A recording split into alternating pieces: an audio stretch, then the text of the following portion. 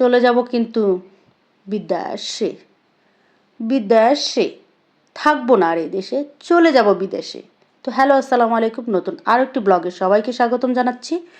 তো ফাইনালি আজকে যাচ্ছি হলো কক্সবাজার ট্যুরে। তো আপনাদেরকে আমি গত দুই তিনটা ভিডিওতে আমি বলেছিলাম যে আমাদের কিছুদিন পরে কক্সবাজার ট্যুর আছে, তো সেজন্য আমরা টুকটুক করে শপিং করতেছিলাম। তো ফাইনালি আজকে যাচ্ছি হলো কক্সবাজার ট্যুরে। তো এই কক্সবাজার ট্যুরে মূলত যাচ্ছি হলো আমার হাজব্যান্ডের মেইনত ইয়ারলি কনফারেন্স, সেখানে কোম্পানি থেকে নিয়ে যাচ্ছে তাদেরকে। তো সেখানে ফ্যামিলি, আমরাও যাচ্ছি, ফ্যামিলি নিয়ে যাচ্ছে অনেকেই। তো যেহেতু আমি কয়েকবার গিয়েছিলাম কক্সবাজারে, তবুও কক্সবাজারের নাম শুনলে কেন জানি আলাদা একটা এক্সাইটমেন্ট কাজ করে ভিতর থেকে, বারবারই যেতে মনে চায়। এত সুন্দর একটা জায়গায় বারবার না গিয়ে আসলে থাকা যায় না।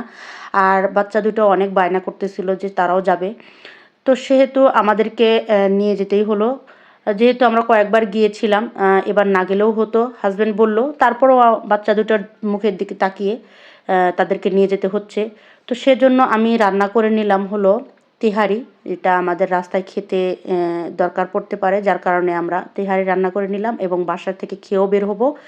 আর প্রচণ্ড মাথা ধরেছিল, সেজন্য একটু চাও বানিয়ে নিলাম। আর গত দুদিন থেকে কিন্তু আমি ব্যাগটা গুছিয়ে রেখেছিলাম, সেটাও আপনাদের সাথে শেয়ার করে দিলাম।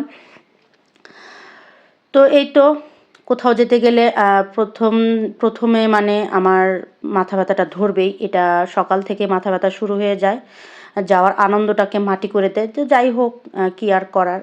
তো কক্সবাজারে গিয়ে কোথায় কোথায় ঘুরলাম এবং কি কি করলাম সবই আপনাদের সাথে ভিডিওতে শেয়ার করব, এবং সেলফি উঠালেও সেটাও আমি আপনাদের সাথে শেয়ার করব। দেখতে থাকুন, ফলো রাখুন আমার পেজে, এবং ভালো থাকবেন, সুস্থ থাকবেন। আসসালামু আলাইকুম।